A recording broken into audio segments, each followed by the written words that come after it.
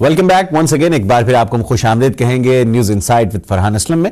और मैं हूं फरहान असलम। अगर आपने अभी अभी ज्वाइन किया जनाब तो आधा घंटा हमारे प्रोग्राम का आप मिस कर गए हैं। बहुत सी अहम खबरों अहम बातों के ऊपर हमने नजर डाली। इस गुज़श्ता हफ्ते के अंदर जो कुछ हुआ उसकी कुछ सीधा सीधा बातें मैंने आपकी खिदमत में पेश की। पाकिस्तान में जारी अमन अमान की जो एक बिगड़ती हुई सूरत हाल है उसके ऊपर बात हुई आपसे, और दीगर जो पाकिस्तान की फाइनेंशियल सिचुएशन, ओगरा के चेयरमैन को अरेस्ट करने का मामला और दीगर कई अहम मामला के ऊपर हमने गुफ्तगू की थी पहले आधे घंटे के दौरान। और अब जनाब, जैसे कि मैं आपसे प्रोग्राम के पहले हिस्से में आपको बताया था कि हम एक इंतहाई मोहतरम शख्सियत से गुफ्तगू करेंगे। प्रोग्राम के दूसरे हिस्से में जिन खबरों पे हमने बात की उन पे हम उनके भी ज़ाहिर राय जानने की कोशिश करेंगे। कहते हैं एक से दो भले होते हैं, और खुसूसन जब एक बहुत ही बड़े जर्नलिस्ट हमारे साथ हैं जनाब अब्दुल वदूद कुरैशी हमारे साथ टेलीफोन लाइन पर मौजूद हैं। मैं उनका तारुफ कराता चलूँ। हमारे बहुत ही सीनियर सहाफ़ी, एक तवील अरसे सहाफ़त से वाबस्ता है। पाकिस्तान का जो सेकंड हाईएस्ट अवार्ड है सिविल अवार्ड सितारे इम्तियाज से, उससे सदर पाकिस्तान ने इन्हें सितारे इम्तियाज से नवाजा। इनकी जर्नलिज्म में जो एक आउटस्टैंडिंग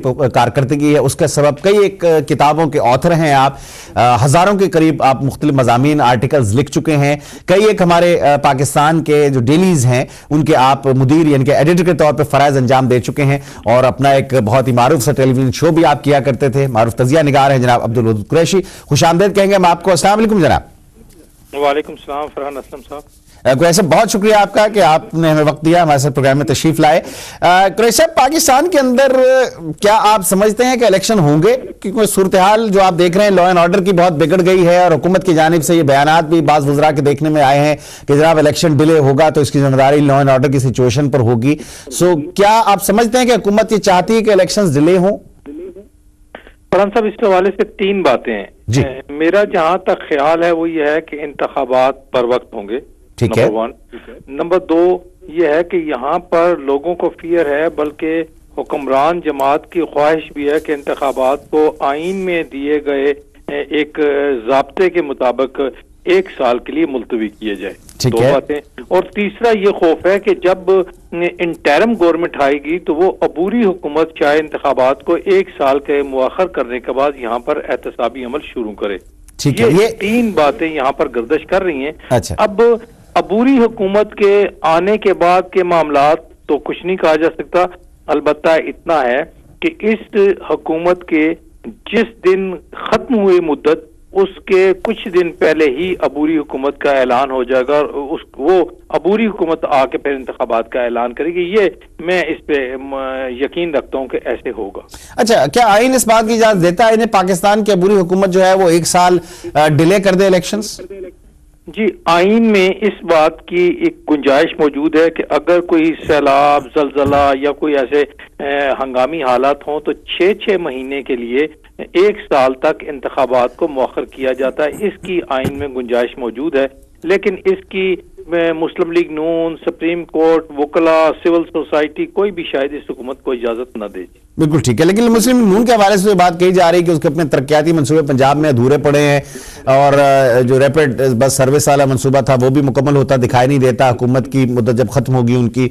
और वो भी ये चाहते हैं कि इलेक्शन थोड़े डिले हो जाए ताकि वो ये मंसूबे मुकम्मल करके अपने कारनामे के तौर पर आइंदा इलेक्शन अवाम के सामने पेश करें।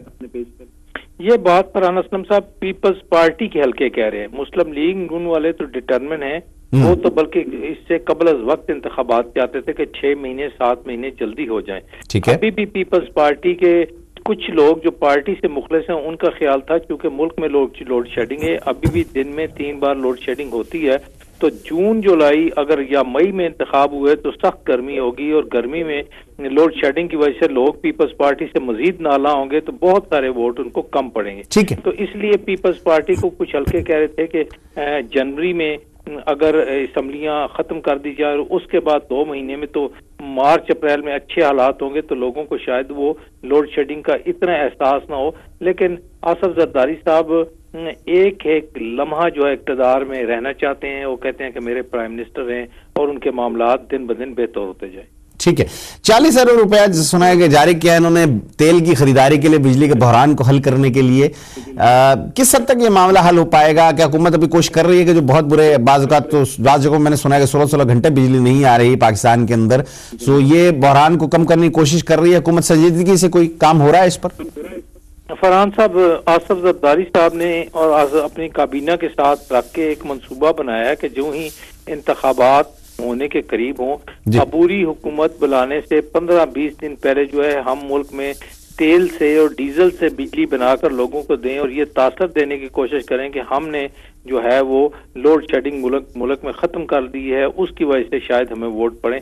ये उनका एक मंसूबा है, लेकिन उसकी तकमील इसलिए मुमकिन नहीं है कि अबूरी हुकूमत में तो फैसले प्राइम मिनिस्टर ने करने, आसिफ जरदारी साहब ने नहीं करने। और क्योंकि मुल्क का चीफ एग्जीक्यूटिव प्राइम मिनिस्टर होता है तो वही फैसले करता है, फिर प्रेसिडेंट फैसले नहीं करते। बिल्कुल ठीक, बिल्कुल ठीक है, बिल्कुल ठीक है।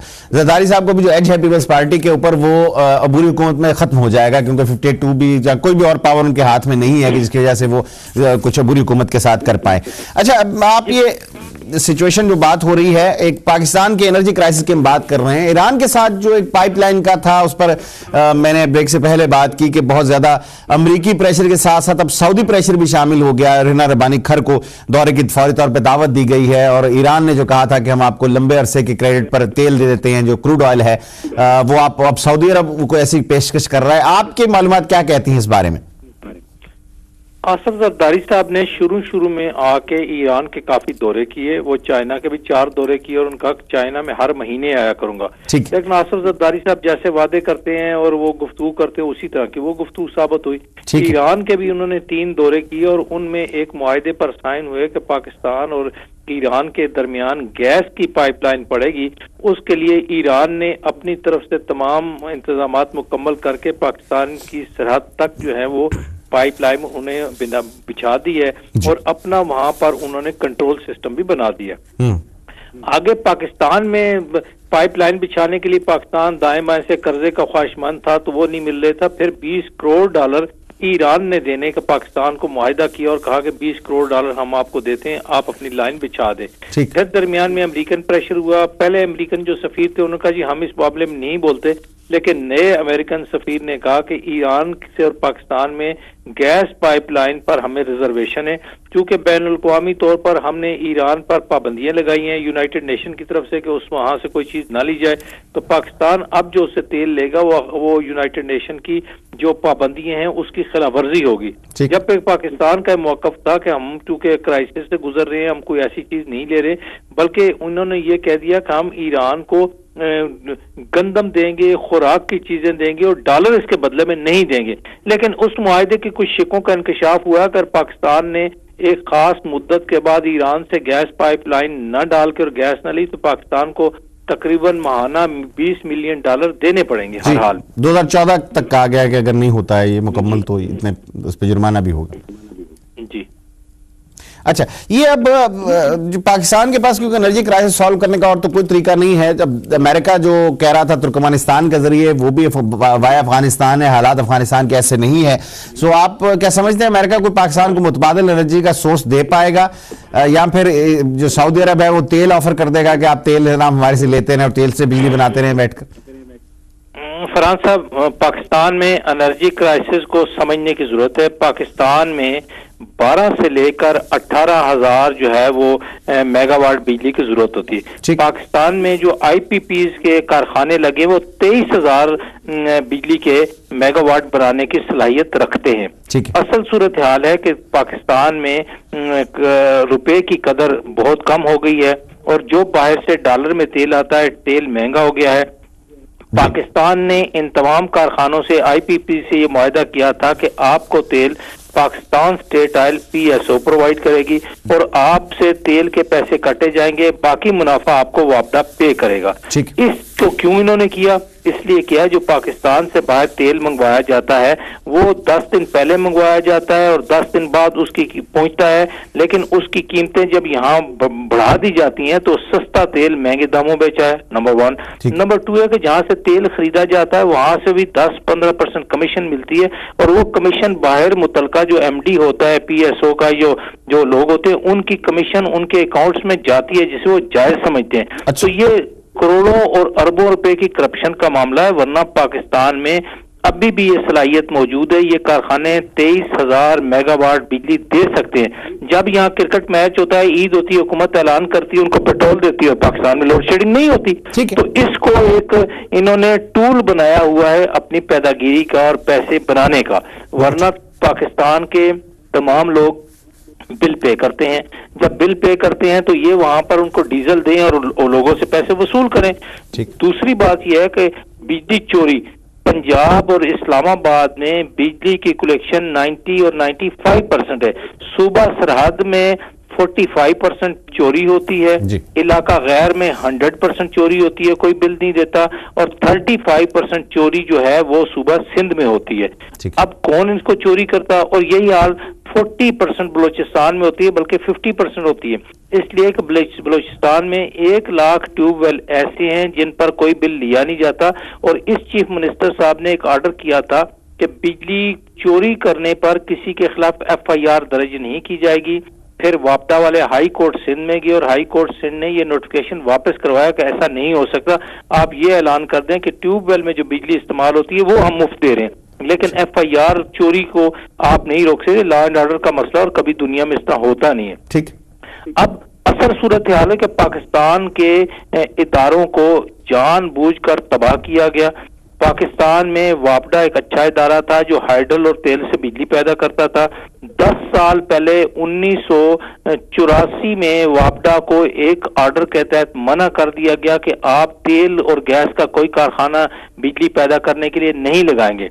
उसके 9 साल बाद और मोहतरमा के दौर में इन्होंने कहा जी कि चूंकि वापडा जो है वो तेल और गैस से बिजली नहीं बना रहा, पाकिस्तान में बिजली की जरूरत पड़ रही है, लिहाजा इंडिपेंडेंट पावर प्लांट बाहर से तेल के मंगवाए जाए, उससे मुआहदा किया जाए। उसमें कमीशन 10 साल की मंसूबाबंदी करके फिर उनसे लगवाए गए, फिर उनसे 7 सेंट और $1 और 7 सेंट और इस तरह के और 12 सेंट और 13 सेंट के मुआहदे किए गए। इस तरह पाकिस्तान को डुबोया गया। 1994 में वापडा 14 करोड़ रुपए मुनाफे में था और जब IPP आए तो वापडा जो है वो 20 करोड़ माहाना खसारे में चला गया। ये इन्होंने काम किया हमारे साथ। बिल्कुल ठीक है। पीपुल्स पार्टी की हुकूमत जब भी आई है जी, कोई ना कोई तोहफे में अच्छे मिले हैं। एक कानून हमारी असेंबली ने पास किया जी जिसके तहत सिक्योरिटी एजेंसीज को टेलीफोन टेप करने की इजाजत मिल गई है। और ये टेप तो बहरहाल पहले भी होता था, सब गिला करते नजर आते थे, कान असेंबली से लेकर बड़े बड़े सियासतदान तक के हमारे टेलीफोन रिकॉर्ड किए जाते हैं। इस कानून के बाद क्या तब्दीली आप देखते हैं?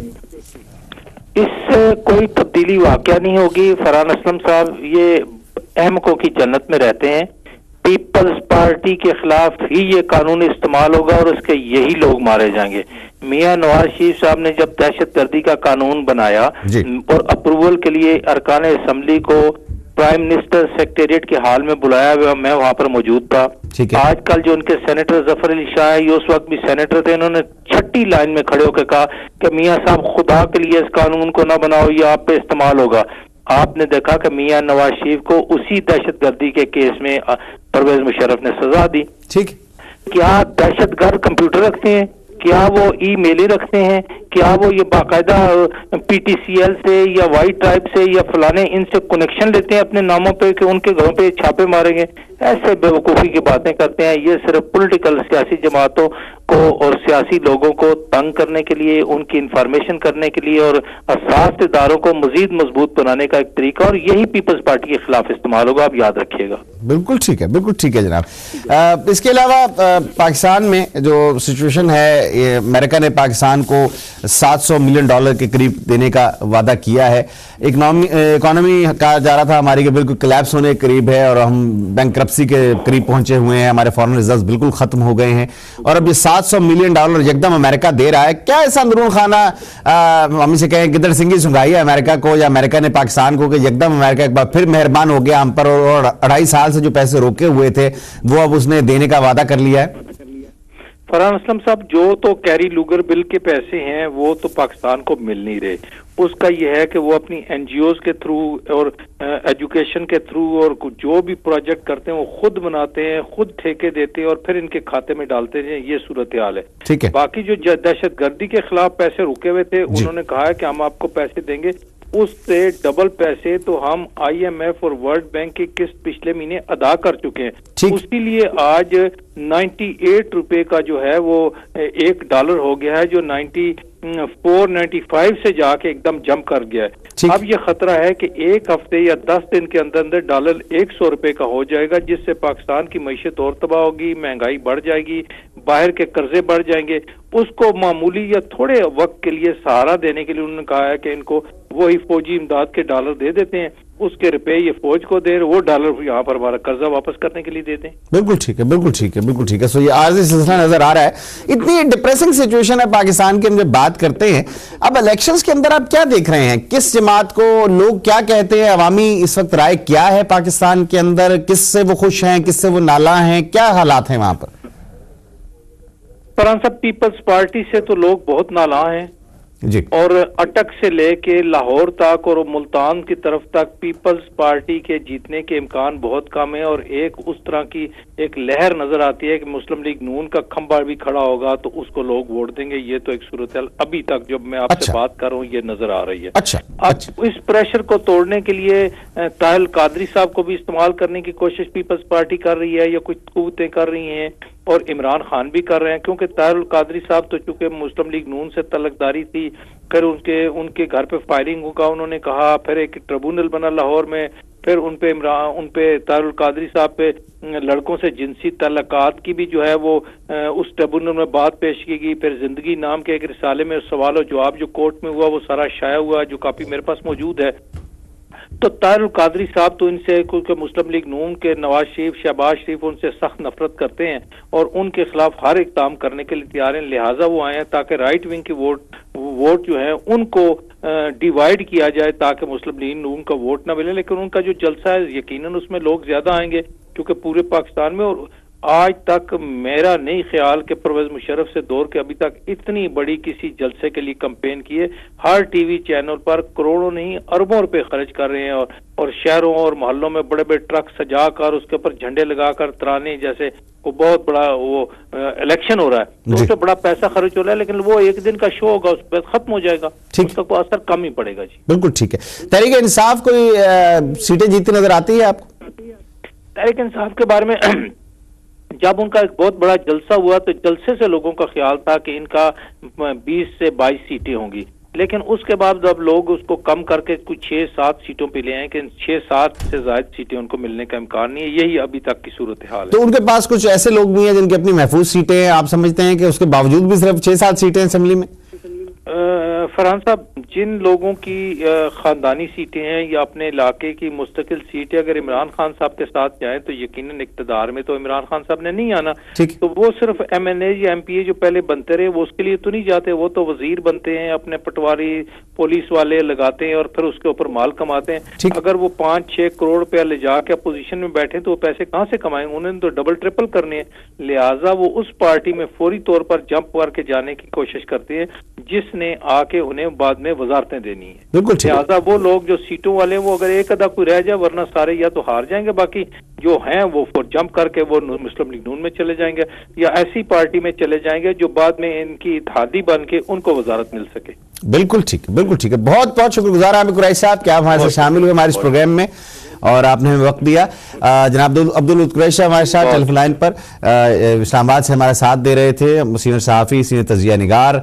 जैसे मैंने पहले अर्ज किया था, सितारा इम्तियाज़ पाकिस्तान इनको उससे नवाजा गया। पाकिस्तान का सेकंड हाईएस्ट सिविल अवार्ड है जो आपको मिला। मुतअद्दिद किताबों के आप मुसन्निफ हैं, कई अखबारात के एडिटर्स के तौर पर हमारे नेशनल डेलीज़ के आपने पाकिस्तान में काम किया और बड़ी गहरी निगाह रखते हैं पाकिस्तान के हालात के ऊपर। आज के प्रोग्राम में जो कुछ हमने डिस्कस किया उसके ऊपर उन्होंने अपना एक जायजा भी आपकी खिदमत में पेश किया। सो इमरान खान के बारे में बहरहाल उन्होंने कहा ये जनाब कि वो मुमकिन नजर नहीं आता है कि खान साहब जो हैं वो कुछ कर पाए।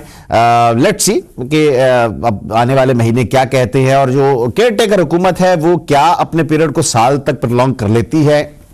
बास हल्के यही कहते हैं कि होगा यही, केयर टेकर हुकूमत जो है वो 1 साल की मुद्दत तक चली जाएगी और इस मुद्दत में झाड़ू फिरेगा और पाकिस्तान में जो भी करप्ट अनासर हैं बड़े बड़े उनको पकड़ा जाएगा। अगर इस तरह झाड़ू फिरने लगा तो मेरे ख्याल में 80% जो बड़े बड़े नाम हैं वो गायब हो जाएंगे, अगर वाकई हकीकी अंदाज में उनका एहतसाब किया गया तो। अगर माजी की हुकूमतों की तरह किया गया, 11 साल तकरीबन जरदारी साहब को अंदर रखा, कहा एक चीज साबित नहीं हुई, तो वो साबित करने की कोशिश शायद नहीं की गई इतना तवील अरसा रखकर। नहीं तो उनके असासे जो पहली बार हुकूमत में आए थे उस वक्त और आज के असासों को कंपेयर कर लिया जाए तो कई 100 अरब रुपए का उसमें डिफरेंस निकलेगा, जिसको शायद वो कभी जस्टिफाई नहीं कर पाएंगे कि ये कहां से आए। बट ज़ाहिर है हमारे यहां वो बात ये होती है कि एक विल की बात भी है कि आप किसी के खिलाफ कोई चीज साबित करना चाहते हैं। आज तक इस सियासतदान को शायद ही सजा मिली है, मुझे याद नहीं है कि बदनवानी पर किस सियासतदान को सजा दी हो किसी भी हुकूमत ने, क्योंकि उन्हें पता है कल उनका नंबर भी आ सकता है और इसलिए एक दूसरे के साथ वो डंक डवा प्रोग्राम के तहत वो वक्त गुजारते रहते हैं कि ठीक है कोई बात नहीं, अंदर कर दिया जी, वहां पर भी वीवीआईपी फैसिलिटीज मिल रही हैं और बाहर आ गए तो उनका जेल बड़ी काट ली। कम लोग हैं कि जिन्होंने वाकई सख्त जेलें काटी हैं, लेकिन ज्यादातर हजरात तो पिकनिक वाली सिचुएशन है, असेंबली के इजलास में भी आते हैं, उनके जो पार्लियामेंट हाउस में लॉजेस हैं जो लग्जरी किस्म के बने हुए हैं उसको सब जेल करार दे दिया जाता है, लोग जेल में बैठे हैं। सो इस तरह का मजाक जो है वह आम से पहले भी होता रहा है। अब आइंदा अगर एहतसाब हुआ और कड़ा एहतसाब हुआ तो इंशाअल्लाह ताला पाकिस्तान को बाउंस बैक होने से कोई नहीं रोक सकता। मींस कि हम एक बार फिर हमारी इकोनॉमी स्ट्रांग हो सकती है, हम पहले से बेहतर हो सकते हैं। और आज से पहले कि मैं आपसे इजाजत चाहूं, एक और खबर जिसके बारे में मैं बात करना चाह रहा था आपसे, और वो खबर ये है जनाब हमारे पास कि सेनेट ने एक बिल की जो है मंजूरी दी है, कहा है कि बल्कि बिल एक सजेस्ट किया गया है और उसकी डिटेल भी मैं आपको देता चलूं।